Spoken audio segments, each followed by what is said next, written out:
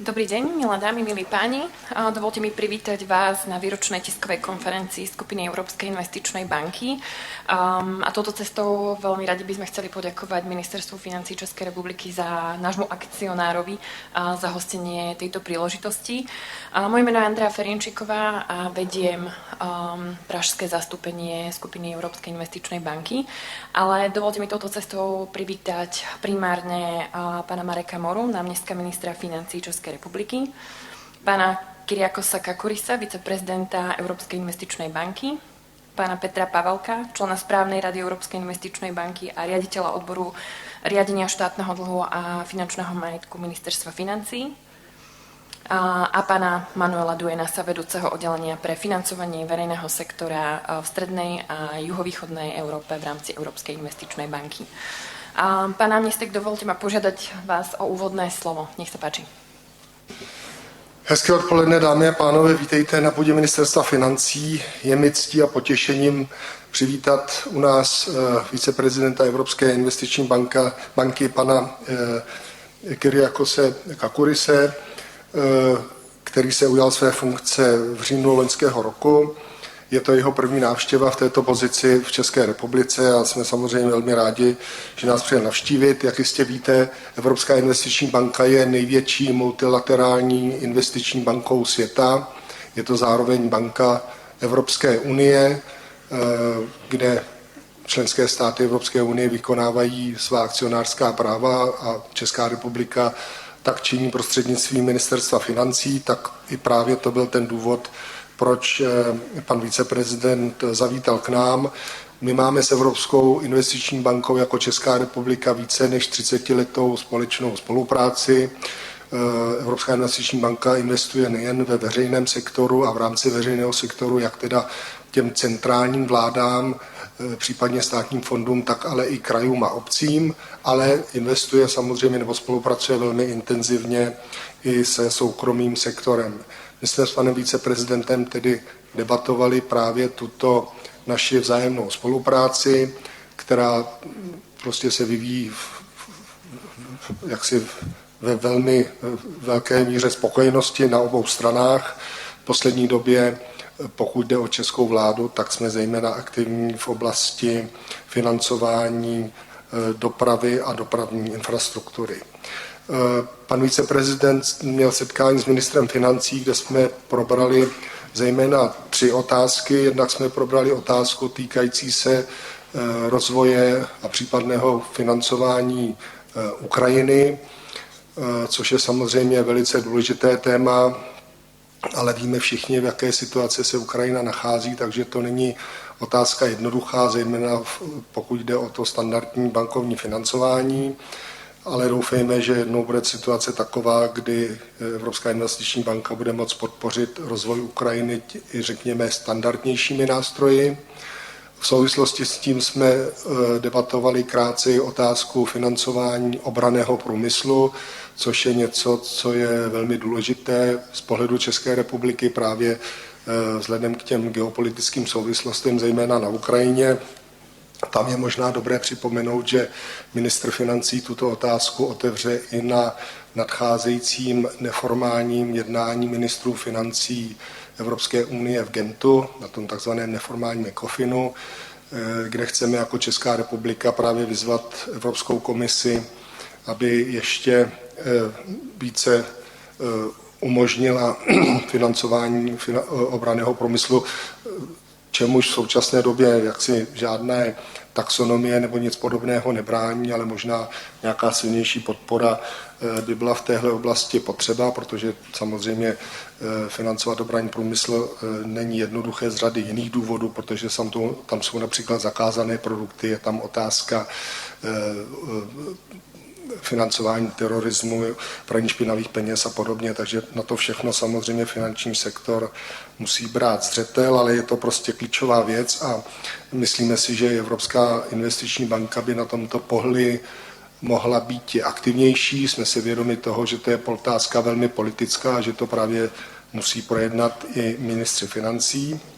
Další oblastí, kterou jsme otevřeli, a to vás jistě nepřekvapí, ty z vás, kteří znají reálie České republiky, tak je to otázka financování rozvoje jaderné energetiky, což také není úplně jednoduchá věc, řekněme v tom evropském kontextu, ale i to jsme panu viceprezidentovi zmínili a i tuhletu věc pan ministr financí bude otevírat na neformálním ECOFINu, kde se ministři financí budou bavit právě o budoucím směřování Evropské investiční banky.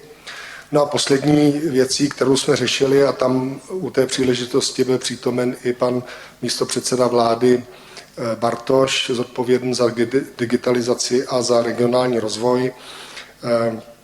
Řešili jsme otázku spolupráce České republiky s Evropskou investiční bankou v oblasti podpory dostupného bydlení. Mohu tady prozradit, že jsme podepsali 3strannou dohodu o poradenství v oblasti udržitelného bydlení mezi pány ministry Bartošem, Stanjurou a panem viceprezidentem Kakurisem. Takže takhle se odehrávala ta dnešní návštěva. Já si myslím, že na úvod z té mojí strany bude stačit a budu rád, když mě doplní pan viceprezident. Děkuji. Ďakujeme veľmi pekne, pane námestku, za vaše úvodné slovo. And without any further ado, I would like to invite Vice President Kyriakos Kakouris to present his remarks on the results of the EIB group in Czechia for the last year. Vice President, the floor is yours.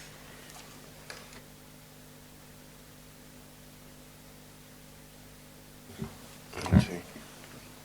Many thanks for this introduction, Deputy Minister Mora. Ladies and gentlemen, a very warm welcome on my behalf also. As Minister Mora said, having served as a board member of the EIB representing Cyprus for more than 20 years, I began my new role as a EIB Vice President last October. This is my first official visit in the country in my new role, and considering the warm welcome and reception and what I have seen here, and also even the sunny weather, and I will try to find more opportunities visiting the country more often. I would like to express my gratitude to the Minister of Finance and personally to Minister Stanjura particularly, and also to Mr. Mora for hosting us. I'm delighted that we enjoy such excellent cooperation with the Czech authorities. Just a small repetition of what Mr. Mora just said, and to start with the fresh news. With Minister Stanjura and Bartos, we have just signed an advisory service agreement. Under this agreement, the EIB will work on a strategic investment framework for the affordable housing sector. As you are well aware, this is a pressing issue in this country. According to a European Commission report, Czechia ranks among the least affordable places for potential homeowners in the EU. At the same time, the rental market is underdeveloped. The government acknowledges the needs and has made housing a priority. EIB expertise will help to take stock of the situation and to come up with strategies to strengthen affordable housing sector investments. The strategy will include tailored investment models which will aim to attract private capital. Getting private investors on board is important in most of the work we do in the EIB. Our role is not to compete with the market, but to give incentives where public or private initiative is not enough. This is even more crucial in the context of strained public coffers and budget cuts. In these times, more than ever, you want to make sure to maximize the value of every krona spent. At the EIB, we have 65 years of experience in doing so. But I'm not here to delve into EIB history. Instead, I would like to share what the European Investment Bank Group has been doing in Europe in the world and in your country in 2023, because a lot of it will continue, be expanded or adapted in 2024 to move towards our common goals: sustainable growth and the creation of a fairer societies, greener and more innovative economies, and a livable planet for us and the generation to come. We can push this agenda because we are the world's biggest multilateral financial institution, and as such, we had a busy year in 2023 inside and outside the EU. This is reflected in our results, which we are frankly outstanding.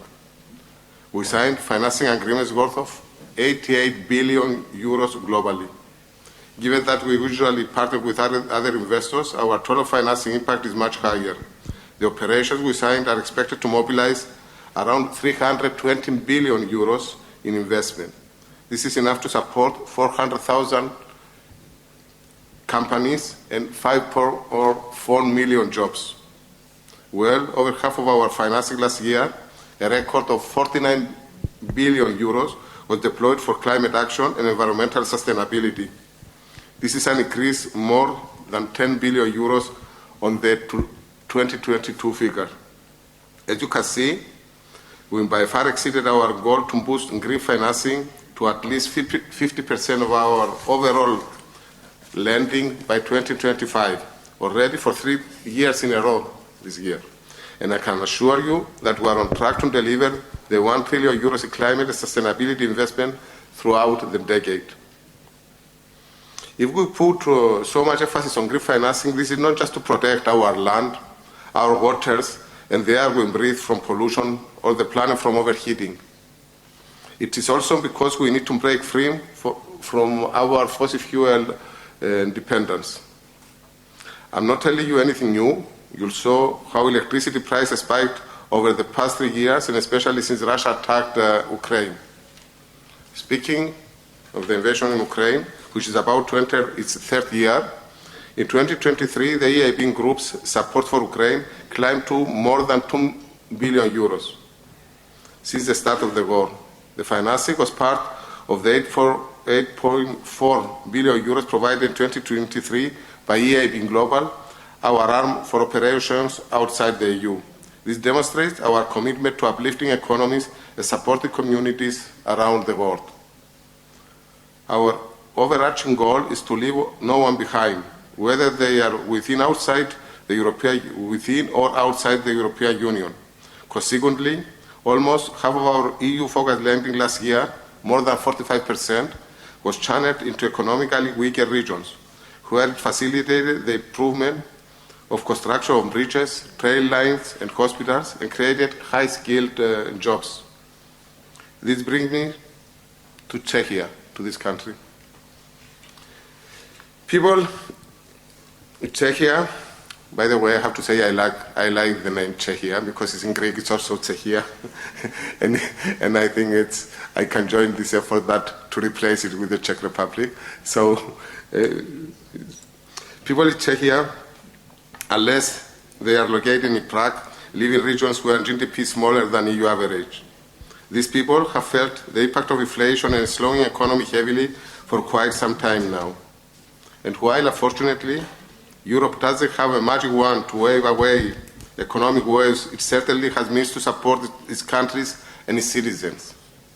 For more than 30 years, the EIB Group has been a reliable partner for Czechia in its transformation into a future-oriented and competitive economy, and our results for 2023 show that we are committed as ever. Last year, the European Investment Bank and the European Investment Fund injected a total of 1.88 billion euros, nearly 47 billion krunas, into the country. These investments not only contribute to regional development, but also prioritize environmental sustainability. Specifically, the EIB provided 1.69 billion euros through 11 operations across the public, private, and banking sectors. Additionally, the EIF allocated 188 million euros through 8 operations to support small and medium-sized business working with financial partner institutions. We are particularly proud to have signed the 985 million euros in long-term financing with the Czech Railway Administrator, SZ. It will enhance the quality and capacity of rail infrastructure, especially within the EU's Trans-European Network 10T. The loan will enable the modernization of approximately 40 railway stations nationwide. This will increase maximum speed of specific routes, resulting in significant time saving for passengers. Moreover, the money will be used to enhance safety at level crossings. Yet another tragic accident in East Czechia 3 weeks ago highlights the need for such measures. Ultimately, this comprehensive rail infrastructure upgrades aimed to encourage a shift towards rail transport, reducing road congestion and pollution. Energy is another sector in which Czechia significantly benefited from EIB support in 2023. I already mentioned the importance the EIB group attaches to energy security and sustainability. Notably, across the EU, we allocated a record-breaking 21.4 billion euros to projects that support the European Commission's Repower initiative, which aims to end the continent's reliance on oil, gas, and coal. The EIB Investment Survey 2023, which was published earlier this month, shows that literally every company in Czechia is concerned about the recent developments in the energy market. Fittingly, 4 of the projects financed by the EIB last year were energy-related. These projects encompass the modernization of district heating in Brno, the construction of a plant that produces heat and power from wood chips, and the installation of solar panels on commercial buildings. Projects like this help Czech people and companies to save money and play a vital role in decarbonizing the industry and infrastructure. In this context, it is important to note that 3/4 of our deals in Czechia last year had a climate environmental component. 75% of our financing has this component of environment. But our work not only contributes to making Czechia greener, it also makes it more competitive. For instance, through the continued support of the EIB and the EIF to the Czech banking sector. Amongst the recipients of loan guarantees or virtual debt totaling almost 600 million euros were financing partners like Česká Spořitelna, SG Equipment Finance, Komerční banka, or Tilia Impact Ventures, to name just few. Thank you.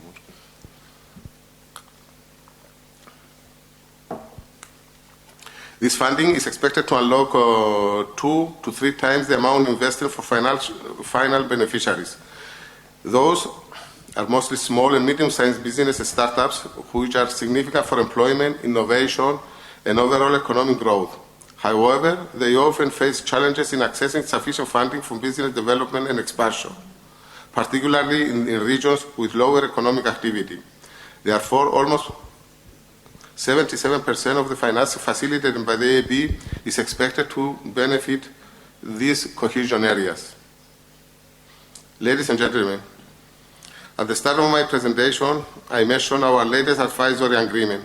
I would like to conclude on the same note.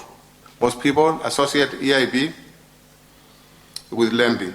Here in Czechia, some of you will also be familiar with the concept of blending, which involves combining loans and grants. However, hardly anybody considers the importance of technical assistance and expertise in developing projects that work for the economy and for the people.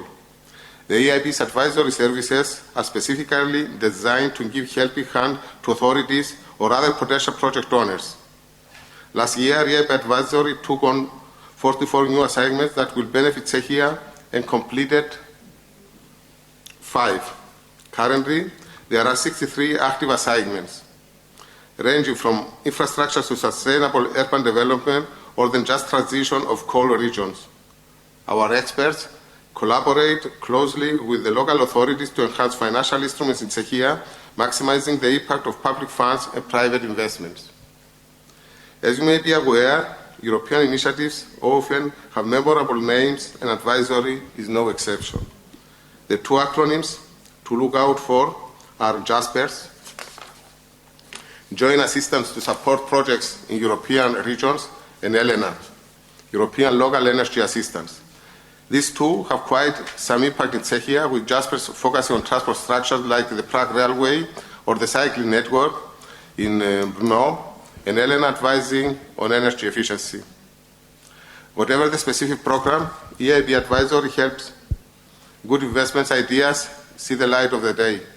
And often, European Investment Bank Group financing is crucial to turn this idea into reality. I'm really very proud of our work and the impact in Czechia last year and over time. Allow me to take this opportunity to congratulate and thank the colleagues Andrea here at the EIB office in Prague, the team, Manuel Duenas also from operations, and other colleagues who work in order to make the operations in 2023, and also to those colleagues through you, Mr. Mora, who collaborate with us in order to make the projects. I really look forward to sharing more success stories next year, talking about 24. Thank you very much for your interest, and I'm really happy to take any questions you have with my colleagues.